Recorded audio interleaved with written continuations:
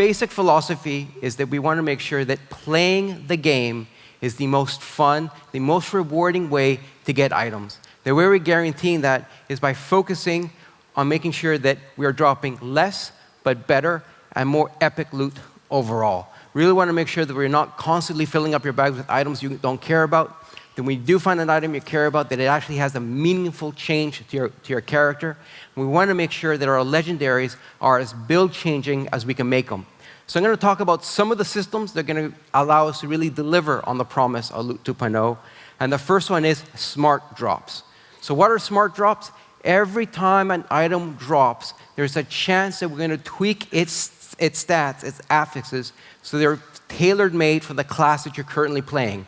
So if I was playing a Demon Hunter and this quiver dropped for me, you're going to see already that got a really good dexterity boost, good vitality, but more importantly, if you look at the legendary affixes, the ones in yellow, those are really the ones that we're talking about making the legendaries as awesome and as epic as we can make them.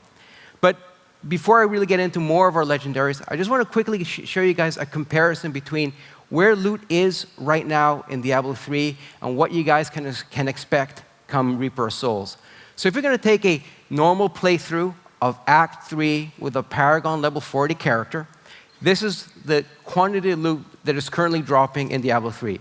So that player found 256 common items, 399 blue items, 275 yellow items, and 1 legendary. So there is hope that one of these items was good for you. So now let's fast forward and let's take that exact same playthrough of Act 3, but bring it into Reaper of Souls and show you some of our early results from our experiments with Loot 2.0. First thing, 73 whites. Drastic reduction from what you saw in Diablo 3, but more importantly, we're making these useful because we're introducing a new crafting reagent around common items. So there'll be a reason for you to pick them up. Blue items get a reduction as well. They're still important that you find a lot of these because these are the items that you're going to be using for reagents, but we're also introducing transmog, which I'm going to talk about in a second. But the real important change is when it comes to the rare or the yellow items. Big change from 275 to 83.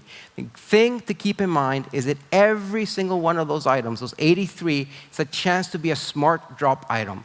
That means that we're increasing the chances of you finding a side grade or an upgrade. And finally, what about those legendaries? In that playthrough of Act 3, we found 6 legendary items. It doesn't mean that we're throwing out legendaries like they're going out of fashion. The thing is, there's still going to be those really rare legendaries that players are going to want to hunt for, but we want to make sure that players are seeing legendaries more often, and they're really trying to deliver on the promise of making those legendaries build changers. So let's take a quick look at some of the legendaries that dropped during this playthrough. So here we have the puzzle ring. There's 2 versions. The version that is currently dropping in Diablo 3 and the version that will be dropping in Reaper of Souls.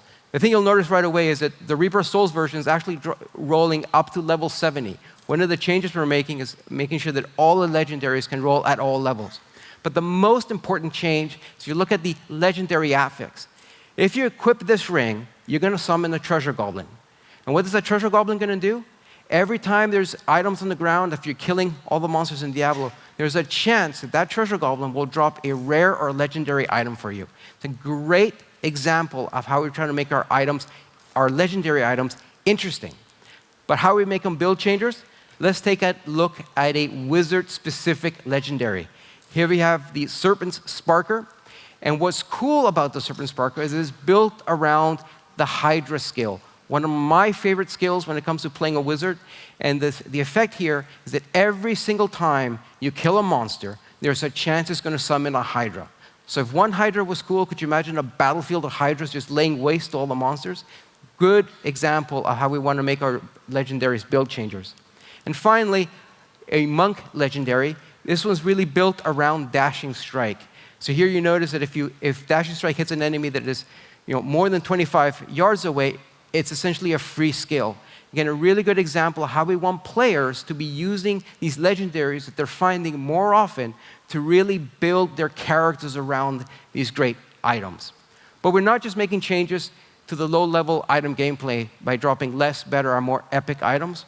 We are also introducing a new artisan to Diablo 3 and Reaper of Souls, the Mystic. Now, what can the Mystic do for you? Two fantastic things.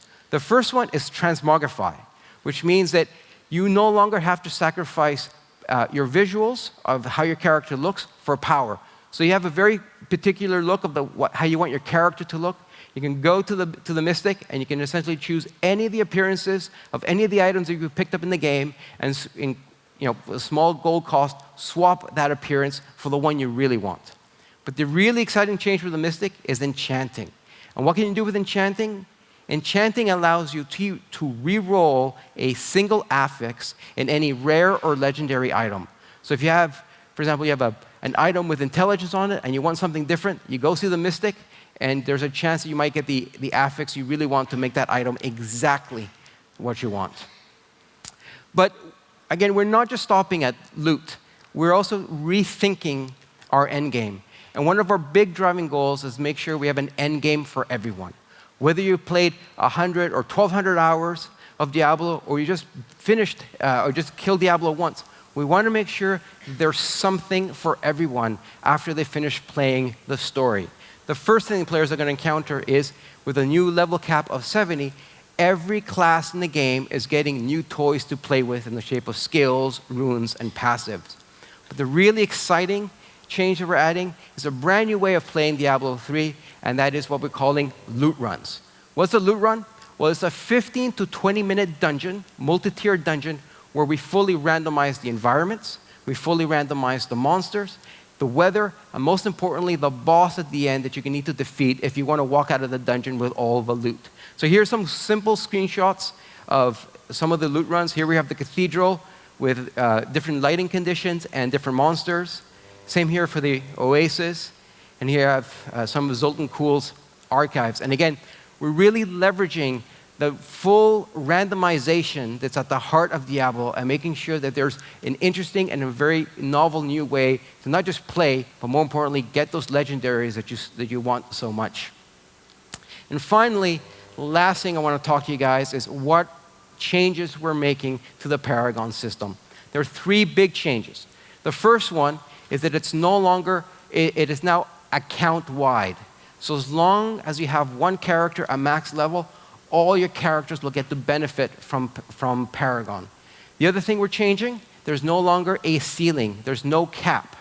So if you want to be Paragon 100, 200, 300, 400, 1,200, as long as you want to keep playing, you're going to be gaining Paragon levels, and more importantly, Paragon points. So for the first time in D3, we're going to give you, the players, the feature you guys wanted from the beginning. It's a way to fully customize your character. So every time you gain a Paragon level, you'll be able to spend a Paragon point on any of your characters to either increase your core stats, your offensive stats, your defensive stats, or your venturing stats. And this will allow you to tweak and tune your Barbarian, your Crusader, your Demon Hunter exactly how you want them to be.